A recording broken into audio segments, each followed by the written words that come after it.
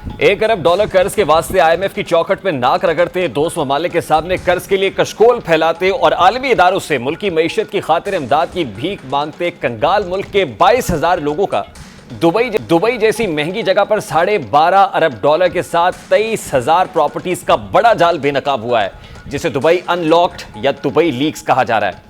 Organised crime and corruption reporting project के banner तले 58 ममालिक के 74 पार्टनर इदारों ने दुनिया भर से हजार दुबई के रियल एस्टेट सेक्टर में सरमायाकारी का इंकशाफ किया है। दुबई अनलॉक की तफसीलात के मुताबिक दुनिया भर के चोटी के अमीर अफराद की दुबई में अरबों डॉलर्स की जायदादें मौजूद हैं। दुबई में गैर मुल्कियों की 389 अरब डॉलर्स की जायदादें होने का इंकशाफ हुआ है। इन जायदादों के मालिकान में सरे फहरिस्त रूस के ताकतवर अफराद बताए गए हैं। दुबई में गैर मुल्कियों की जायदादों में भारत पहले नंबर पर है, जिसकी 29,700 मालिकान की 35,000 जायदादें हैं। 2022 के आदादोशुमार के मुताबिक दुबई में भारतीयों की जायदादों की मालियत 70 अरब डॉलर्स है। दुबई में रिहायशी जायदादों की खरीदो फरोख्त में आलमी सतह पर पाकिस्तान का दूसरा नंबर पर है और पाकिस्तानी शरीयत वाले 17,000 मालिकान की दुबई में 23,000 जायदादें हैं। 19,500 बरतानवी शहरियों की दुबई में 22,000 जायदादें हैं, जिनकी मालियत 10 अरब डॉलर है, जबकि 8,500 सऊदी शहरी दुबई में 16,000 जायदादों के मालिक हैं, जिनकी मालियत 8.5 अरब डॉलर्स है। रिपोर्ट में यह भी जाहिर किया गया है कि आलमी सरमायाकारी की फहरिस्त में दुबई में रिहायशी जायदादों की खरीदो फरोख्त में पाकिस्तान का चौथा नंबर है। सियासतदानों, मीडिया से ताल्लुक रखने वाले अफराद, बड़ी कारोबारी शख्सियात और मिलिट्री अफसरान के नाम भी दुबई लीक्स में शामिल है।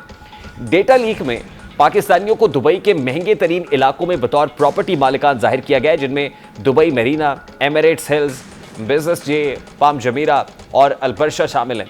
जबकि इस रिपोर्ट में खास बात और हैरान कुन अमर यह है कि डेटा लीक्स में किसी मालियाती जराइम के पैसों से खरीदी गई जायदादों का सबूत नहीं है और न ही आमदनी के जराए, रेंट की मद में टैक्स डिक्लेरेशन जैसी मालूमात शामिल है। और यही वो पहलू है जिस पर आज के प्रोग्राम में हम आगे चलकर तफसील से बात करेंगे। दुबई लीक्स में जिन काबिल जिक्र पाकिस्तानियों के नाम शामिल हैं, उनमें सदर आसिफ अली जरदारी के तीनों बच्चों, साबिक सदर मरहूम परवेज मुशर्रफ, साबिक वजीर आजम शौकत अजीज, हुसैन नवाज शरीफ, वजीर दाखिला मोहसिन नकवी की अहलिया, वजीर इत्तलात सिंध शर्जील नाम मेमन और अहलिया सेनेटर फैसल वोडा, पीटीआई के शेर अफजल मरवत, फरद शहजादी उर्फ फरा गोगी, सिंध के 4 अरकान कौमी असम्बली, सिंध और बलोचिस्तान असम्बली के 6 से ज़ायद अरकान, रिटायर्ड सरकारी अफसरान, पुलिस चीफ, सफारतकार, साइंसदानों का नाम भी शामिल है। दुबई लीक्स में नाम आने के सियासी और गैर सियासी शख्सियात की जानिब से इस पर रद्द-ए-अमल सामने आने का सिलसिला भी जारी है।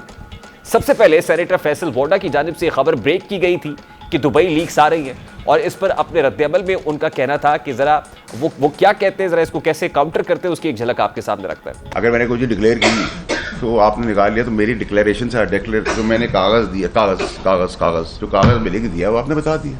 लेकिन इसकी कॉनेटेशन और इसकी सारी गेम जो है वो गेम मैं कल आपके सामने एक्सपोज कर चुका हूँ। पर लीगी रहनुमा और वफाकी वजीर दिफा ख्वाजा आसिफ का समाजी राब्ते की वेबसाइट पर अपने रद्द-ए-अमल में कहना था कि ये बड़ी खबर टिब्बा फिल्म पहले भी चली हुई है, वही कहानी, वही किरदार, वही नाम, नई बात क्या है। लगता है कि 2 नंबर फिल्म सिर्फ असल वारदातियों से तवज्जो हटाने का मंसूबा है और उसकी फंडिंग भी वही वारदातिये कर रहे हैं। वफाकी वजीर दाखिला मोहसिन नकवी का दुबई लीक्स पर रद्द-ए-अमल देते हुए कहना था कि अहलिया के नाम दुबई में खरीदी जायदाद बाकायदा डिक्लेयर है। जायदाद 2017 में खरीदी। प्रॉपर्टी लीक से मुताल्लिक वजाती बयान में मोहसिन नकवी ने कहा कि जायदाद को जमा कराए गए टैक्स गोशवारों में भी जाहिर किया। उनका कहना था कि इलेक्शन कमीशन ऑफ पाकिस्तान में निगरां वजीर आला पंजाब की हैसियत से जमा कराए गए गोशवारों में भी इस जायदाद को डिक्लेयर किया है। मोहसिन नकवी का कहना था कि 1 बरस कबल जायदाद को फरोख्त कर दिया था। फरोख्त करदा जायदाद की रकम से चंद हफ्ते कबल एक और प्रॉपर्टी खरीदी है। बिलावल भुट्टो जरदारी की जानिब से दुबई प्रॉपर्टी लीक्स में नाम आने पर वजाहत जारी की गई। बिलावल भुट्टो के तर्जुमान जुल्फ़िकार अली बदर का कहना है कि बिलावल और आसमा भुट्टो के तमाम असासे डिक्लेयर्ड हैं। दुबई प्रॉपर्टी लीक्स के हवाले से मौजूदा खबर में कुछ नया नहीं है, ना ही कुछ गैर कानूनी है। पाकिस्तान तहरीक इंसाफ के रुकन कौमी असम्बली शेर अफजल मरवत ने अपने रद्द-ए-अमल में कहा कि दुबई में अपार्टमेंट का मालिक हूँ। उनका कहना था कि दुबई में property federal board of revenue यानी FBR और इलेक्शन कमीशन ऑफ पाकिस्तान में 6 साल से डिक्लेयर्ड है। हुकूमती साइड से दुबई लीक्स अंदाज में देखा जा रहा है, वो तमाम तर सूरत हाल आपके सामने है। पॉलिटिकल अपोनेंट्स इसको दूसरी जानिब तहरीक इंसाफ और अपोजिशन में शामिल जमातों की जानिब से भी इसे सियासी बयानिए के तौर पर भरपूर अंदाज में इस्तेमाल किया जा रहा है। दुबई लीक्स में हाई प्रोफाइल शख्सियात के नाम सामने आने के बाद सवालात तो बहुत सारे हैं, मगर सादा सवाल यह है कि बैरून मुल्क जायदाद का मालिक होना बजाते खुद कोई जुर्म नहीं है और ना ही पाकिस्तान से बाहर जायदाद का मालिक होना गैर कानूनी सरगर्मी है। तो फिर दुबई लीक्स में ऐसा क्या है जिसे तहलका कहा जा सके? बैरून मुल्क काम करने वाले बहुत से अफराद के पास जायदादें हैं और इन लोगों ने जायदादें आमदन पर टैक्स अदा करके खरीदी हैं, तो फिर इसमें गैर कानूनी क्या है? सवाल तो यह भी है कि इस डेटा लीक्स में शामिल अफराद से मुतालिक उनके नामों और प्रॉपर्टीज के अलावा उनकी दुबई में रिहाइश या फिर इकामा से मुतालिक कोई तफसील मौजूद नहीं है। और रिपोर्ट मुरतब करने वाले इदारे का कहना है कि इस मुतालिक मुत्तहिदा अरब अमारात के आला हुक्काम की जानिब से उन्हें कोई ताउन फराहम नहीं किया गया। तो फिर इन प्रॉपर्टीज पर टैक्स का तयन कौन और कैसे करेगा? अलबत्ता chairman FBR doctor Amjad Tawana का मौक़िफ़ जरूर शामिल किया गया है, जिनका कहना है कि अगर इन अफराद का मुकम्मल डेटा जिसमें दुबई में उनकी रिहाइश और इकामा जैसी तफसीलात मौजूद हों तो ही बताया जा सकता है कि किस पर टैक्स कितना लागू होता है और किस पर टैक्स लागू नहीं होता। इस मुतालिक टैक्स कवानीन में कुछ तब्दीलियां भी नागुज़ीर हैं। इस मुतालिक साबिक chairman federal board of revenue यानी एफबीआर शब्बर जैदी ने दुबई प्रॉपर्टी लीक्स पर रद्दअमल देते हुए कहा है कि सियासतदान ये बताए कि जिन पैसों से जायदादें खरीदी वो पैसा आया कहां से। साबिक चेयरमैन एफबीआर ने कहा कि दुबई हुकाम से कहा था कि जिन पाकिस्तानियों के पास इकामे हैं उनकी फहरिस्त दें। मेरे लिस्ट मांगने पर दुबई हुकाम शिकायत लेकर इमरान खान के पास पहुंच गए। शब्बर जैदी ने बताया कि इमरान खान ने कहा कल हम उनसे $1 अरब लेकर आए हैं, उनसे पंगा मत लो। उन्होंने मजीद कहा कि दुबई लीक्स पहला ओवर है, अभी 20 ओवर्स आना बाकी हैं। ऐसे बहुत सारे सवालात हैं जो दुबई लीक से मुताल्लिक है। और फिर ये लीक सामने आने के बाद जब लोग कह रहे हैं कि हमने डिक्लेयर किया हुआ है, तो क्या पाकिस्तान की जो टैक्स बेस की ब्रॉडनिंग है या टैक्स कलेक्शन है उसमें कोई इजाफा हो सकता है? इस वक्त हमारे इक़्तिसादी अमूर टैक्स एक्सपर्ट अशफाक तौला साहब हमारे साथ मौजूद है। अस्सलाम वालेकुम अशफाक साहब, बहुत बहुत शुक्रिया आपके वक्त के लिए। दुबई अनलॉक्ड या दुबई लीक्स नामी ये जो लीक्स सामने आई हैं उसमें कुछ लोगों के नाम और उनकी प्रॉपर्टीज तो हैं, लेकिन वो कह रहे हैं कि ये तो डिक्लेयर्ड है, ड्यूली डिक्लेयर्ड इन एफबीआर। तो क्या इसको कोई बहुत बड़ा तहलका या कोई सनसनीखेज इंकशाफ कहा जा सकता है या फिर it's just a normal thing? बिस्मिल्लाहिर्रहमानिर्रहीम। जिन लोगों ने देखिए, हम सिर्फ जाते हैं हाई प्रोफाइल के ऊपर और हमें मेरा ख्याल है ये देखना होता है कि जी हम एक ऐसी न्यूज़ फ्लैश करें कि जहाँ से हमारी रेटिंग बढ़ जाए। हमें ये फिक्र नहीं होती है कि हमारी कंट्री की इकॉनमी बढ़ जाए। तो मैं ये समझता हूँ, कल रात से मैं ये फॉलो कर रहा हूँ और मैं ये समझता हूँ कि ये जिन लोगों की भी प्रॉपर्टीज़ हैं, चाहे वो हाई प्रोफाइल हैं या लो प्रोफाइल हैं, उन सबको अगर जिसके रिटर्न में ये मौजूद हैं तो उसको 100 बिस्मिल्लाह। अगर जिसके रिटर्न में मौजूद नहीं है तो उसको आप नोटिस दें और रिकवरी करवाएं और प्रोसीडिंग पे लेके चलें। आपके लॉ के अंदर 2018 में हमने एक बहुत अच्छी अमेंडमेंट की थी कि अगर आपकी कोई फॉरेन एसेट डिक्लेयर होगी तो जिस साल ये डिक्लेयर होगी, अनअर्थ होगी, उस साल के 1 साल पहले में हम उसको ऐड कर सकते हैं और नोटिस आपको दे सकते हैं। तो मैं ये समझता हूँ कि ये लीक्स आपको बड़ी करामत साबित होंगी। और ये हम कहते थे कि दुबई में काफ़ी प्रॉपर्टीज़ पाकिस्तानियों की हैं, मगर हमारी गवर्नमेंट इस बात से कतराती थी कि किस तरीके से हम उसको नैप करें। देखिए, लास्ट ईयर की बात है, जब मैं ख़ुद भी मैं एज ए मिनिस्ट्रियल पोजीशन पे था तो मैं कहता था कि इंडियन गवर्नमेंट ने एक मुआहदा किया है यूएई गवर्नमेंट के साथ कि वहाँ पर अगर किसी की इन्वेस्टमेंट $5 मिलियन से ऊपर है तो UAE government is bound to disclose that information to the Indian government.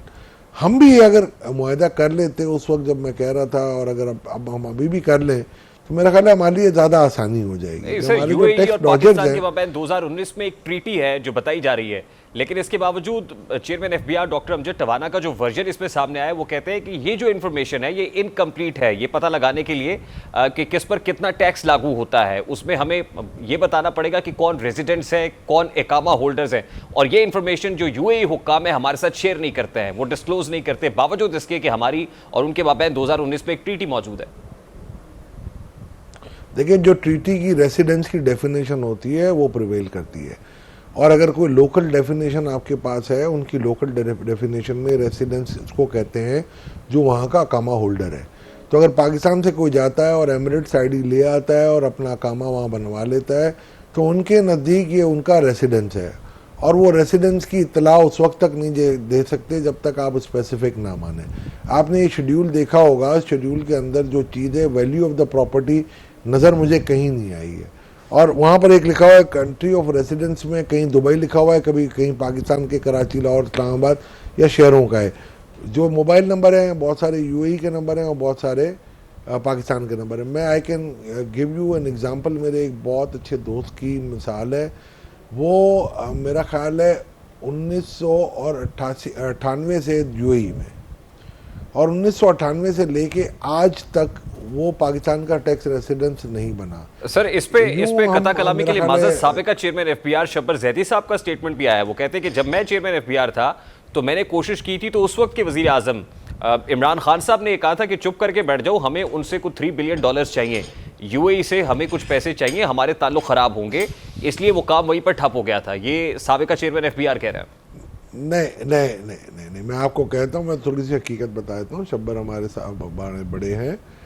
Shabbar साहब ने इनको ये कहा था कि मुझे सारी इन्फॉर्मेशन दो। वो स्पेसिफिक इन्फॉर्मेशन देने के लिए तैयार थे।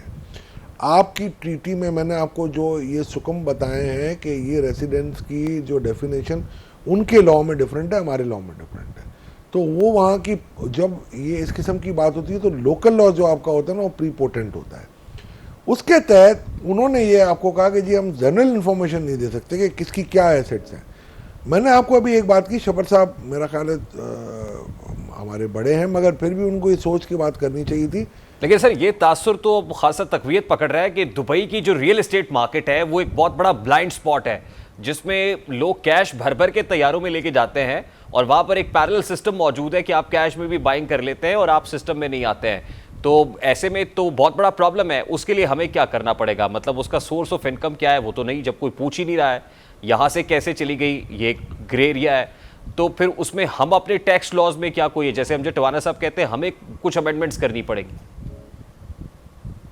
देखिए आप अमेंडमेंट क्या करेंगे? टिवाना साहब मेरे दोस्त भी हैं, बड़े अच्छे साथी भी रहे मेरे।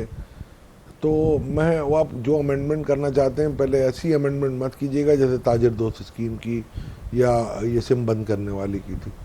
आप अमेंडमेंट करें, बिलाशुबा आप स्टेक होल्डर से डिस्कस कर लें। पहले तो ये जो इन्फॉर्मेशन है, जो प्राइमा फेसाई इन्फॉर्मेशन है, जिन जिन के नाम है आपके पास उनकी डिटेलें मौजूद हैं। अगर वो आपका टैक्स पेयर है, अगर आपका टैक्स पेयर है तो आप निकाल लें कि जो प्रॉपर्टीज ये डिस्क्लोज कर रहे हैं वो प्रॉपर्टीज इनके टैक्स रिटर्न में मैच करती हैं कि नहीं। फिर टीएफ में अमेरिका तो नहीं है, बट कंडीशनें सारी हम पे लागू करवानी होती हैं तो यूएस भी आता है इसमें। तो ये तो पूरा एक सिस्टम, इको सिस्टम आपका पूरा ख़राब है, उसको आपको चेक करना पड़ेगा। यूके को भी अपने आप को अंडरस्टैंड करना पड़ेगा। ठीक सर, ऐसे नहीं हो सकता कि एक तरफ मैं एफएटीएफ में वाइट लिस्ट पे हूँ और दूसरी तरफ मेरे पास एक आइलैंड हो तो कल मैं भी मनोड़ा आइलैंड बना लूंगा। मैं कहूँगा जी ये मैं क्या करूँ, मनोड़ा आइलैंड है, हम क्या करें इसको। उधर जो भी आएगा इन्वेस्टमेंट, यूएई भी ग्रे लिस्ट में था सर, एफएटीएफ की ग्रे लिस्ट में यूएई था, ग्रे लिस्ट से निकला, वो भी एक बहुत बड़ी कंट्रोवर्सी थी। Sir lastly and very quickly, देखिए रियलिस्टिकली तो आइडियली तो हमें ये लगता है कि जी ये जो इन्फॉर्मेशन सामने आई है, चले हमारी जो टैक्स बेस ब्रॉडन होने में या मजीद लोग टैक्स नेट में आ जाएंगे ideally, but practically is it possible keeping in view all the circumstances and scenarios जो हैं, प्रैक्टिकली पॉसिबल लगता है आपको कि ये फ्रूटफुल होगा? ये बहुत आसान है। इसकी वजह ये एक रिपोर्ट आपके पास तैयार है रिफॉर्म एंड रिसोर्स मोबिलाइजेशन की, इंटरिम रिपोर्ट है, तैयार है। मैंने मेरी टीम के साथ 100 प्रोफेशनल्स थे हमारे पास और डिफरेंट स्टेक होल्डर, सारे स्टेक होल्डर थे। पाइट था, SDPI, OICCI, Pakistan business council, ICMA, ICAP, Pakistan tax bar association, Lahore tax bar और कराची टैक्स बार, हर कोई मौजूद था। और वो इनपुट थी जो आज तक पाकिस्तान में से पहले नहीं आई थी। तो वो रिपोर्ट है, उसमें हर चीज़ का सादा हल दिया हुआ है। ये जितने आप कॉम्प्लेक्सिटी बढ़ाएंगे ना, मेरा ख्याल है इतना आप अपना टाइम भी लूज़ करेंगे और एनर्जीज भी लूज़ करेंगे। तो आपको सबसे पहले तो आसान काम करना है, क्योंकि आपकी ग्रे इकॉनमी बड़ी है, वो सिस्टम के अंदर पैसा नहीं है। अब मैं फाइनेंशियल इंक्लूजन की बात करता हूँ, उस किस्म के आपने टैक्सेस लगाए हैं कि एक बंदा कैश में डील करना प्रेफर करता है, बोला यार मैं फाइनेंशियल इंक्लूजन में आऊँगा तो एक मैं फाइनेंशियल ट्रांसफ़र करूँगा थ्रू क्रेडिट कार्ड या थ्रू अकाउंट टू अकाउंट या थ्रू QR कोड, तो आप मुझ पर FED लगाओगे। तो यार इस सिस्टम से आप नहीं लगा सकते। ठीक है, बहुत बहुत शुक्रिया।